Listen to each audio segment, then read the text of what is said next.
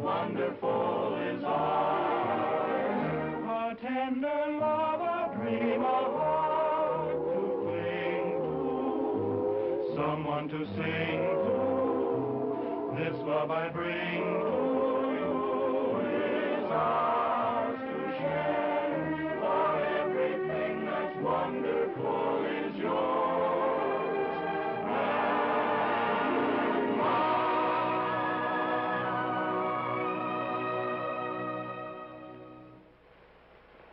Oh, this is the end. You're cockeyed, pal. This is only the beginning. Come on, cheer up. And I'll prove to you that every cloud has a silver lining. Let's go back about 100 years ago, when a lot of folks, including my grandpa and grandma, started west. You know, if they hadn't made that trip, the Admiral's path and mine might never have crossed. Then, in 1876, General Custer made a stand. My grandpa stood alongside of him. Well, for a little while, anyway. And if the Indians hadn't won that battle, Grandma would have gone back east, and the Admiral and I would never have tangled. San Francisco, 1906. Yes, sir, it's an ill wind that blows nobody good.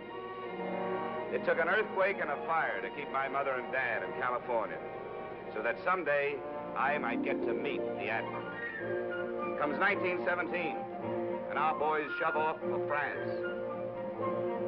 My dad went along with them to fight the war to end all wars.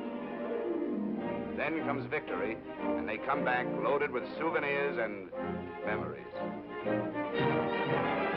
Yes, sir, it was fate about the Admiral and I.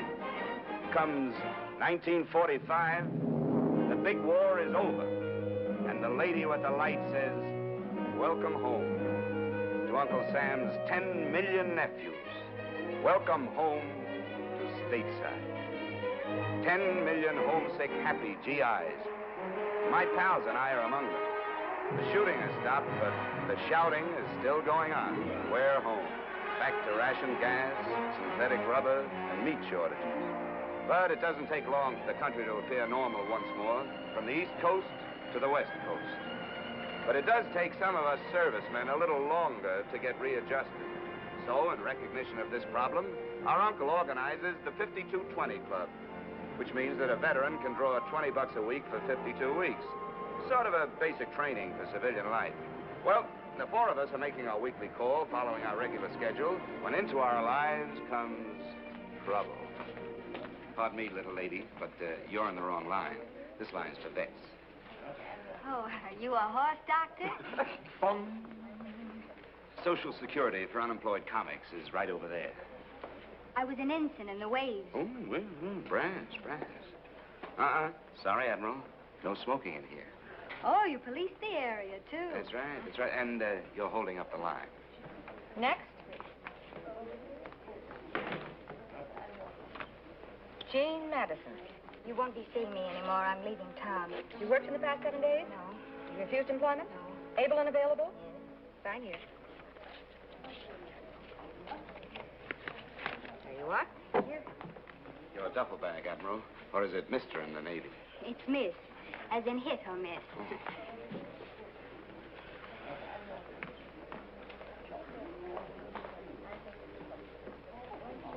Next. Jimmy Stevens. Hi, Ethel. How are you? Well, I've been worried about you. Yeah, why? I was afraid you might have been trapped into getting a job. We know. Is your company still All intact? present accounted for. Front and center, men. Eddie Hop. How's it going, Eddie? Swell, Ethel. I'll have a Benelli, and I ain't wicked Yes, about I'm sure you haven't, Ollie. Michael O'Hallahan. Something tells me you're Irish. Well, have you worked in the past 7 days? Nope. Have you refused employment? Nope. Able and available? We're trying, Ethel. Exhibit A, Eddie.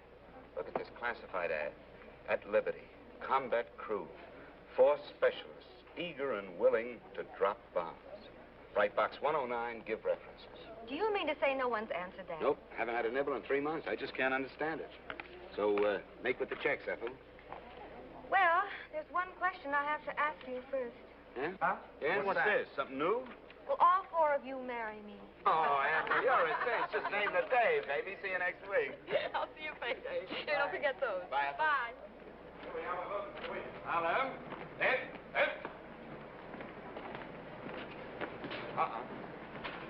Admiral, this time you're really on the wrong line. Why? It says they cash check. But they bleed you for 10 cents. Jimmy can save you that dime. I'm in a hurry. I have to make an important phone call. Which brings the cost of your phone call to 15 cents. 10 cents to get the nickel, and a nickel for the nickel to call. Of course, if you're so rich. Of course I'm not, but any place that charge you for service. Oh, no. Jimmy's got an angle. Yeah, that's fun, too. Well, I suppose they pay you for the honor of cashing your check. That's right. A big round quarter for each check. This I want to see. Fall in. Come on.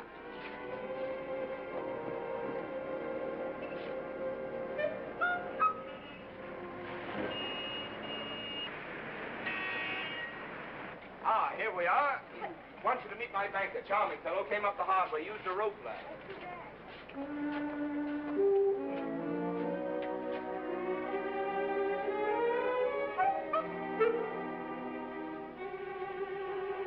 It's been a pleasure to serve you, Mrs. Fenivesi. Good morning. Oh, no, I knew I should have gone on sick leave today. I hope I'm not disturbing you, my good man. My name is Gene. Don't tell me I still have your old signature cards, and you're opening 4 new accounts with $20 checks. 5 new accounts. 5? What are you doing, recruiting? Now, if you'll just fill out your personal history for the First National's information. And yours? And mine. Name, Gene Madison. Age, 22. Sex, female. Married or single? Single. Engaged. Wow. A genuine diamond. And you was worrying about a dime. No, I wasn't. He was. And besides, Henry's ring doesn't represent money to me. Henry, huh? Mm-hmm. We're going to be married. Uh-huh. It figures. Your checks, please, and we will avoid the usual bookkeeping. There we are, Admiral. There. Oh, wait a minute. Where are the piggy banks that go with the new accounts? What's the First National trying to do? Cheat us? Sure, Come on. look what the sign says. That's better. 5 of them. That's it. Oh, excuse me. You wouldn't want this one. The paint is microscopically scratched. Oh, Give us another one. that's better. And now you'll want to close your accounts, I presume. Nice presuming. 520s will do it. Do you mind if they're wrinkled this time? No, not at all. Thank you, Admiral. Thank you, and good morning. Come on. Wait a minute. Where's the 25-cent dividend? Oh, Gene? patience, Admiral, patience. Come on. But I still need a nickel for the phone call. Now, why spend a nickel for a phone call? I can get it for you wholesale.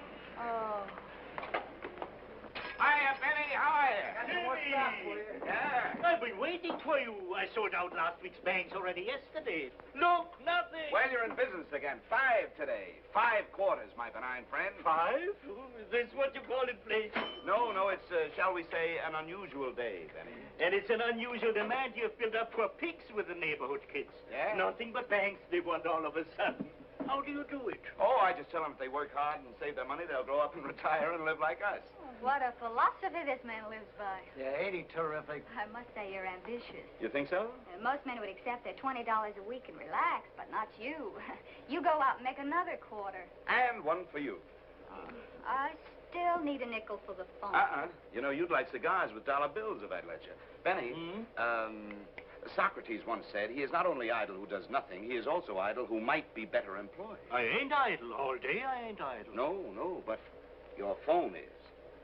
Do you realize, Benny, that somewhere someone is waiting for their phone to ring? They sit and wait, and nothing happens. Just silence. And there's your phone sitting there, idle. Never thought of it that way. Well, come on, let's spread some happiness around. Oh, but I wouldn't want to impose. No, go ahead, lady, please. We got to spread joy. But no long-distance joy. Keep the joy local. I'm sorry. Do you mind? Oh, it's quite all right. Benny, she means she'd like some privacy. Come on.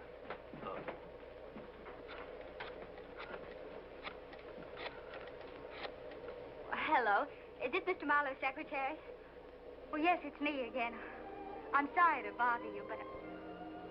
Well, I had to check out of the Carlton Hotel today, and I'll have to go back to Walla Walla unless I... Poor kid's broke. What? You say you've heard from Henry? Well, isn't that wonderful they've heard from Henry? Well, it's a small world. Oh, excuse me. I was just talking to some crazy people who've been wonderful to me. Oh, where did Henry... Mr. Marlowe said he wanted me to meet him. What? but there must be some mistake. Oh, but I've been waiting here for him for 2 weeks. Well, didn't he even ask about me? Didn't he even mention my name? Oh, didn't he even say where he is?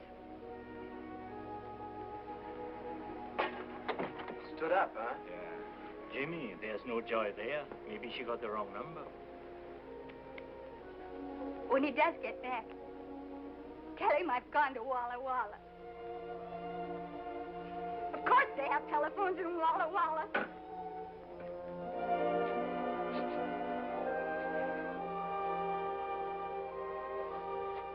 Hey, the doll's crying. Poor kid. It's kind of tough when you're in love.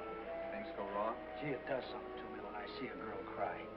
I'd like to get my hands on that dirty stinker just once. What kind of a guy would brush off a nice kid like that? Here she comes. Ollie, get the limousine and pick us up. Roger. Excuse me. Oh,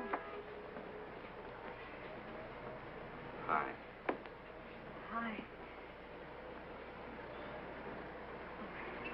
You boys have been very kind. Thanks a lot. Bye. Look, is it all right if I find this Henry character and muss him up just a little bit, huh? Oh, well, then you overheard. We couldn't help listening in. Oh, that's all right. You mustn't think I'm upset.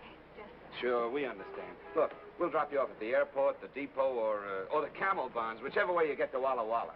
Well, it's the bus station, but my bus doesn't leave until 5 o'clock. Not till 5? Hey, she can spend the rest of the day with us. Watch us work. Why not? Work? You're drawing money from the government because you're not working. Oh, we wouldn't work for money. No, that would not be legal. We're working out the payment on this.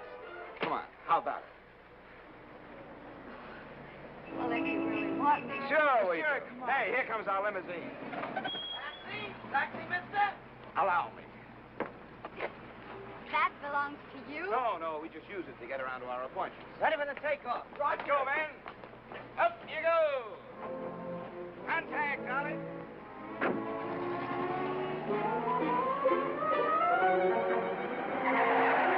Why don't you look where you're going, you stupid jerk? Wait a minute, it's a taxi! Follow that truck!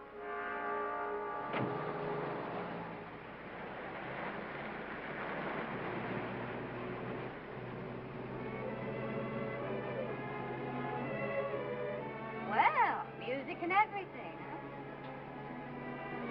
Eddie hasn't played that song for a long time. Ah, I guess you made him take a Lois. Lois. Yeah, the girl that he's in love with. Oh, he's in love, too. Yeah, but she don't even know he's alive. You see, when we Stop writing a book, Mike. Hey, Admiral, tell us about Henry. Where'd you meet him? Pearl Harbor. Army and Navy. U.S. Army.